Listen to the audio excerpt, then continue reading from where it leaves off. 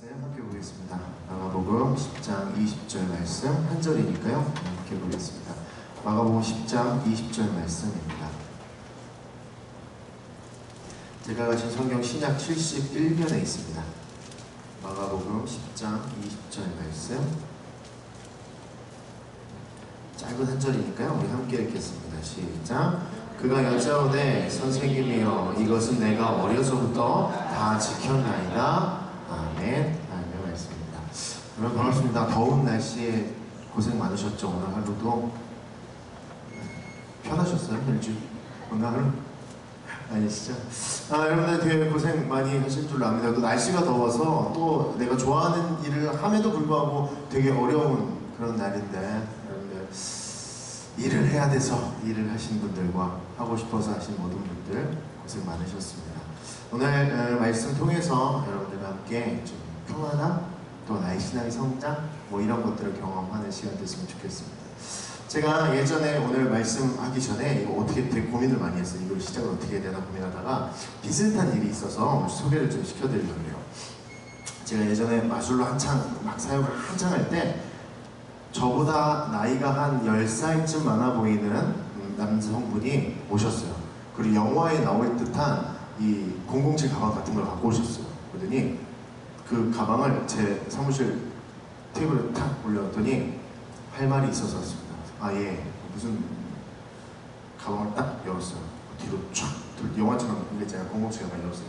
탁 돌렸는데 10,000원짜리가 꽉 차 있는 거야. 그래서 속으로 생각했어. 내가 뭘 잘못했나 보다. 죄를 지었다. 내가 모르는 뭐 사고가 터졌나? 막 이랬는데 그걸 딱 내밀더니 저한테 비둘기 마술을 알려주면 이걸 주겠다는 거야. 되게 웃긴 일이잖아요. 비둘기 나오는 마술을 알려주면 이걸 주겠다는 거예요. 그래서 적은 돈이 아니었거든요.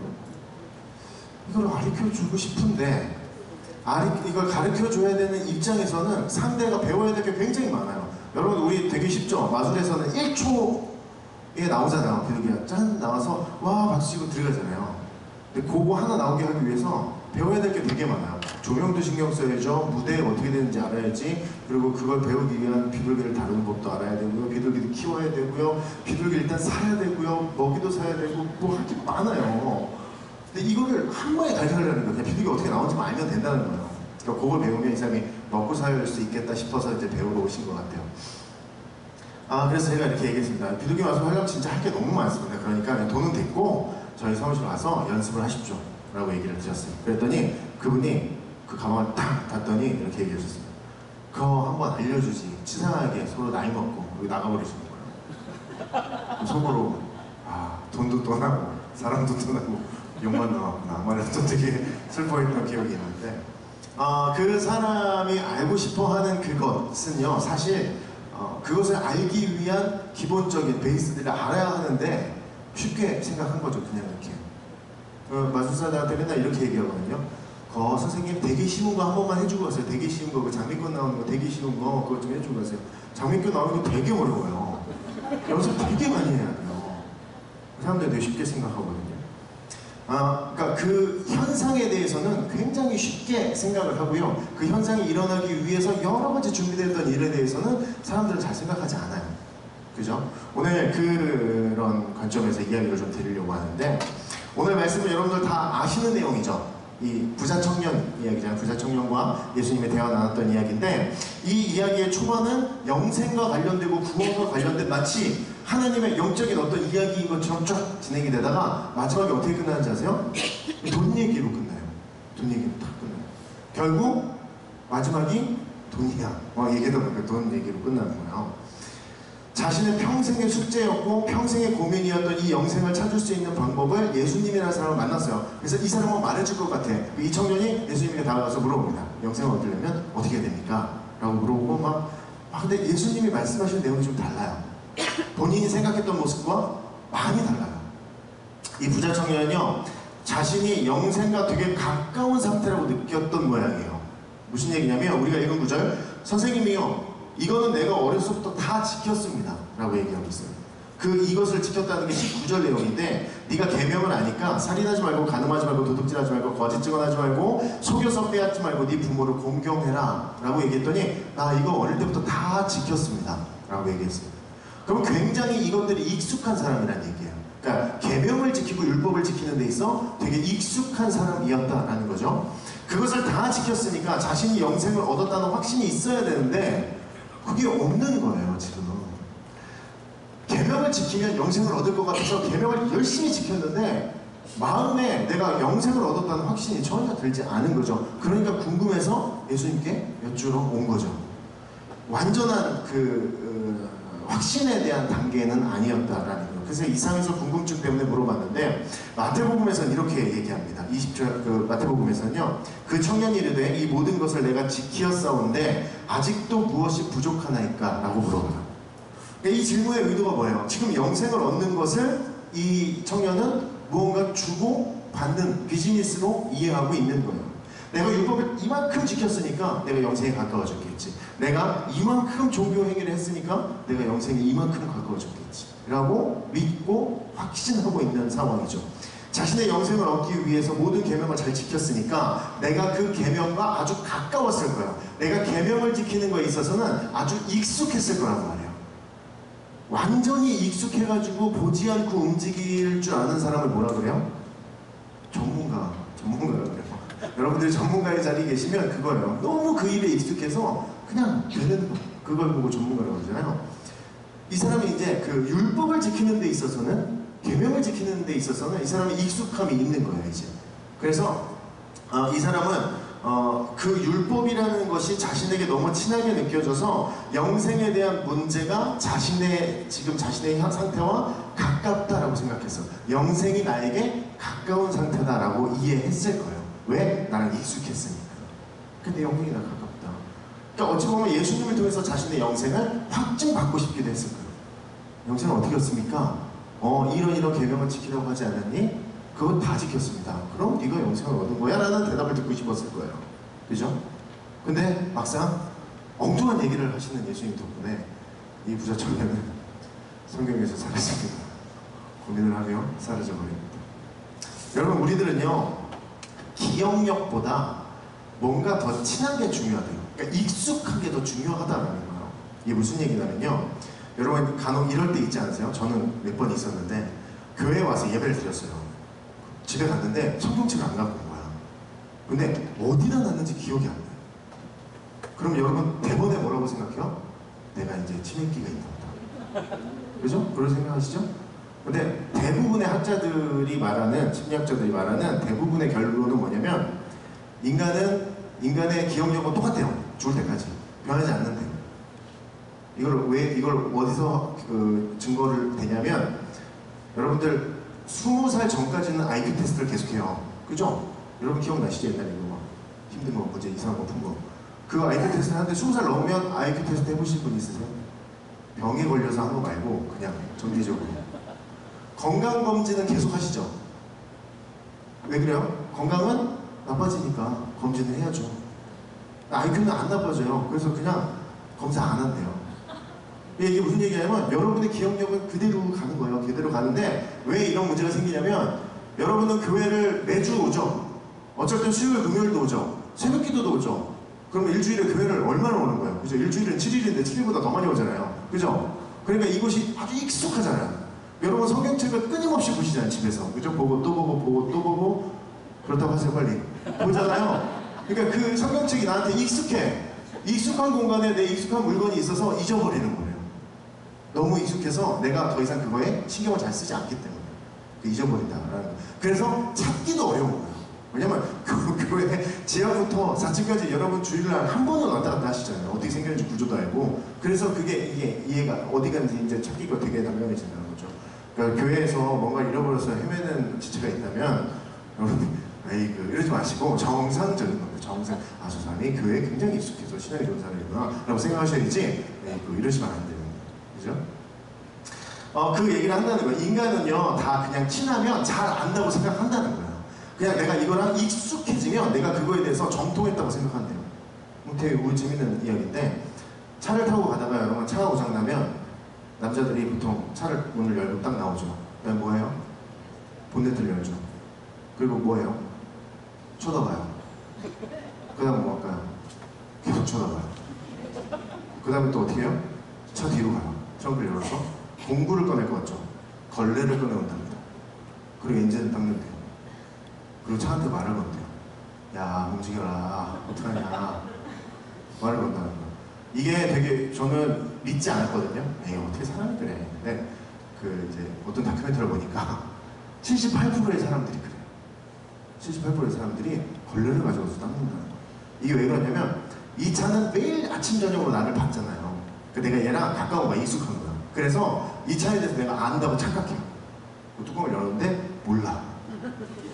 이런 문제가 생긴다는 거죠. 그러니까 사람은요, 친하고 익숙하면 그거에 대해서 안다고 그냥 생각을 해버린다라는 거예요. 그래서 여러분, 렌트카를 빌리면, 빌린 렌트카가 망가지면 본네트를 잘 열지 않는데요. 바로 전화한대요. 어제 만난 차랑 친하지 않으니까 내가 모른다는 걸 빨리 인식하는 거예요. 여러분, 이것처럼 인생에 꽤 많은 시간을 여러분들 하나님과 보내셨습니다. 그죠? 하나님과 보내셨다고 하셔야 돼요. 지금 되게 중요한 순간이에요. 네. 하나님과 여러분들 보내셨어요. 그렇죠? 네. 그리고 더 많은 시간 성경을 보셨고 더 많은 시간 예배를 드렸습니다. 누구보다? 안 믿는 사람들보다. 그죠? 그리고 여러분들 교회에 더 많은 시간 동안 찬양했고요. 더 많은 시간 동안 하나님과 보내셨습니다. 그리고 시간을 많이 보내다 보니까 무슨 문제가 생길까요? 내가 잘 모르는데 내가 하나님을 잘 알고 있는 것처럼 착각한다는 거예요. 나도 모르게 내가 안다는 착각을 하고요. 내가 잘 알지 못하는데 예배 많이 드렸고 기도 열심히 했고 말씀 열심히 봤으니까 내가 마치 하나님에 대해서 정통한 것처럼 오해할 때가 있다는 거죠. 그래서 우리가 간혹 무슨 얘기예요? 하나님 그렇게 얘기 안 해. 이런 얘기 하잖아요. 그죠? 이게 굉장히 교묘하다는 말이라는 거예요. 하나님 어떻게 이럴 줄 어떻게 알아요? 그리고 우리가 매일 수요일, 금요일, 주일, 새벽까지 예배를 계속 오고 성경책을 계속 들여다보기 때문에 우리는 성경을 많이 안다고 착각한다라는 거예요. 실상 그 성경을 잘 몰라요. 네. 그래서 제일 중요한 거는요, 여러분들 신앙을 할 때 제일 중요한 건 우리의 신앙의 관점을 바꾸는 게 제일 중요해요. 그러니까 신앙을 바라보는 시선을 바꾸라는 거예요. 나의 신앙생활의 패턴을 바꾸라는 거죠. 내가 하던 대로 하지 말고 새로운 신앙의 모습에 내가 계속 도전을 해야 된다는 거예요. 그래야 나의 신앙이 발전할 수 있고 익숙함에서 벗어나야 나의 새로운 어떤 신앙의 발전을 꾀할 수 있다는 것이죠. 그 시험 공부를 열심히 하는 두 아이가 있었습니다. 그냥 목숨 걸고 열심히 공부하는 아이가 있었어요. 한 친구는요, 시험 공부를 왜 이렇게 열심히 하니? 하니까 제가 시험을 열심히 잘 봐서 시험 성적이 잘 나오면 우리 어머니가 되게 기뻐하세요. 그래서 제가 열심히 하는 거예요. 하는 친구가 있고, 한 명의 아이는 너는 왜 이렇게 열심히 하니? 저는 시험 망치면 죽어요, 엄마한테. 그래서 지금 목숨 걸고 있는. 둘이 열심히 하고 있는 상태는 똑같은데요. 그 동기가 달라요. 관점이 다르다는 거죠. 그래서 성적이 잘 나오면 어떻게 해요? 1번 아이는 어머니가 기뻐할 표정을 생각하면서 기쁘다는 거죠. 근데 반대쪽에 있는 아이 어때요? 시험을 잘 보면 살았어. 이번을 넘어갔어. 잘했어. 고생했다. 스스로 그죠? 위안을 하겠죠. 잘못 보면 어떻게 돼요?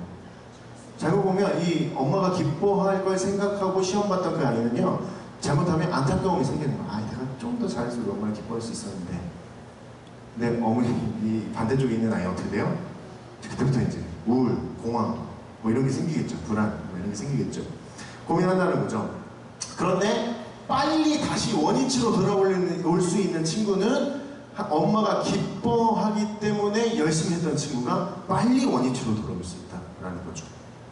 여러분, 이게 무슨 얘기냐면 관점을 어떻게 가지냐에 따라서 나의 신앙의 애씀과 뭐 어려움과 뭐 나의 노력의 결과가 달라질 수 있다는 거예요.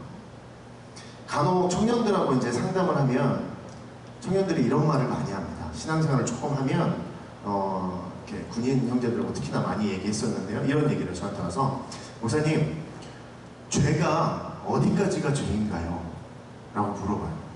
어디서부터는 죄가 아니고 어디서부터는 죄입니까? 라고 물어봐요. 이 질문 자체가 굉장히 뱀과 같은 질문입니다.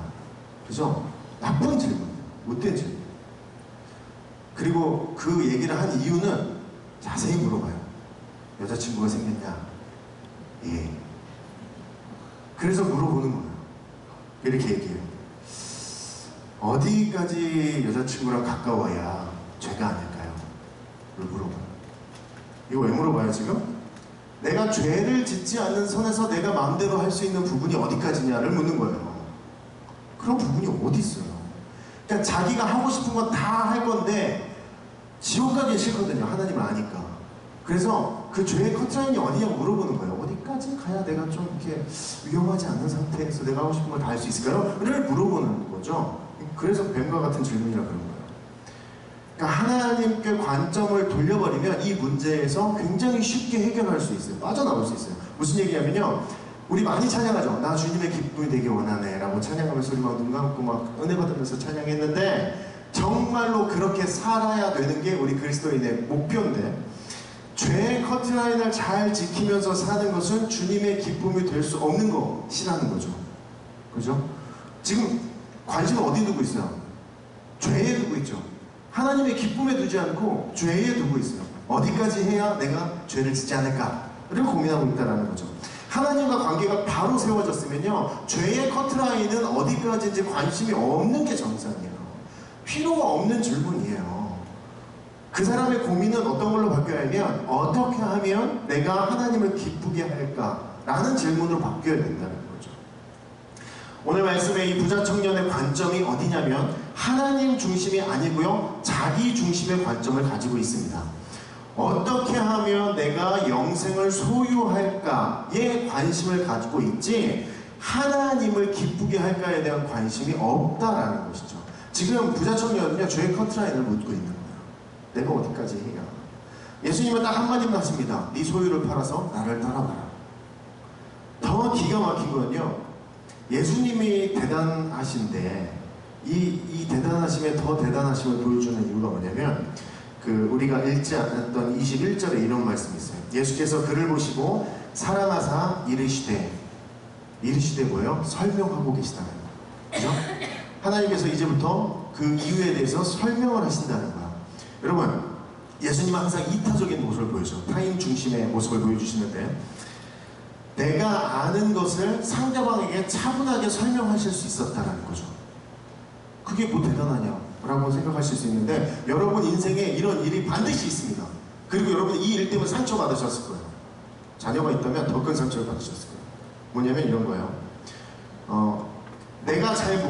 상대가 잘 모르는 걸 내가 설명할 건데 상대를 무시하지 않고 상대방을 좀 낮게 여기지 않으면서 그 설명을 잘 해낸 적이 있는지 나를 일단 먼저 돌아보시면 돼요. 나는 아는데 쟤는 잘 몰라. 그걸 내가 친절하게 설명해 본 적이 있는지 이에 대해서 먼저 고민을 해보셔야 돼요.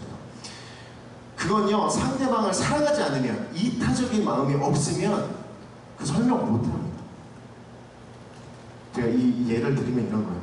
여러분들 간혹 자녀들에게 야, 핸드폰 이게 안 된다, 이거 어떻게 하는지 좀 이렇게 일로 와봐. 그러면 10대의 자녀를 두신 분은 탁 뺏어가요, 얘가.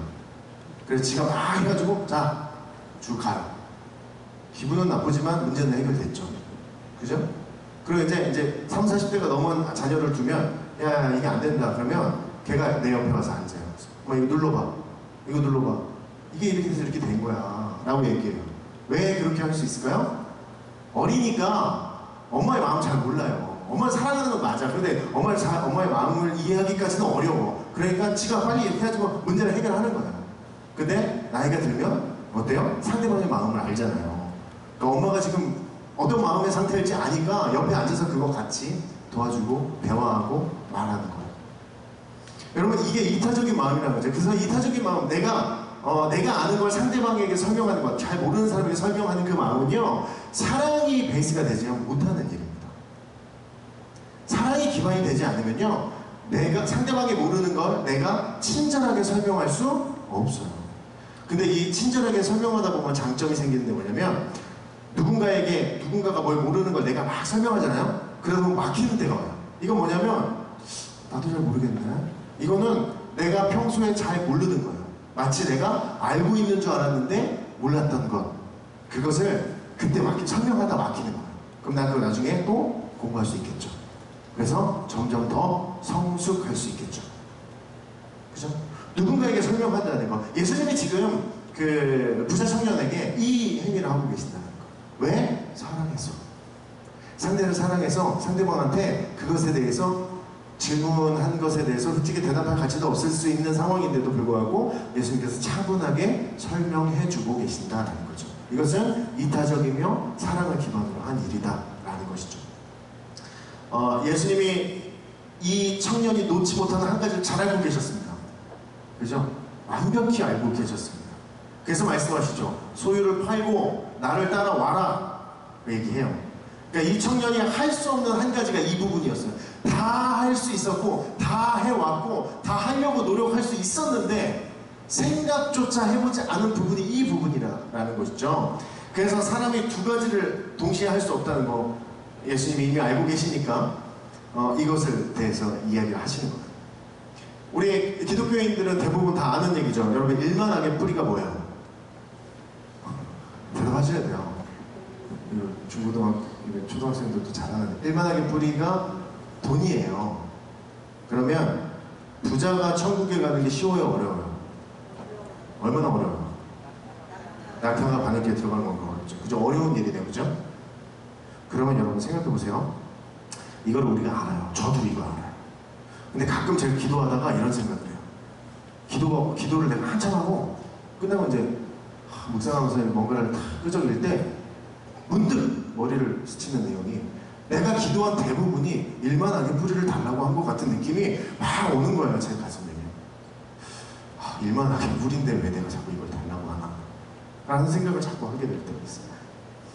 여러분, 나에게 돈이 상대적으로 다른 사람들보다 상대적으로 많이 있다라는 것은 하나님이 나에게 은사를 주셨다는 건데 이 은사라는 것은 사랑이 기반이 되지 않으면 나타나는 것이 아니니까 그러면 내가 이 돈을 가지고 내가 잘 먹고 잘 사는 게 아니라 내가 하나님이 주신 이 돈을 어떻게 사용할지에 대한 거룩한 부담감을 갖고 있어야 된다는 것이죠. 그래서 그것에 대한 사용에 대한 고민을 해야 되죠. 그래서 지금 예수님은 지금 부자 청년에게 새로운 도전을 하고 계신 겁니다.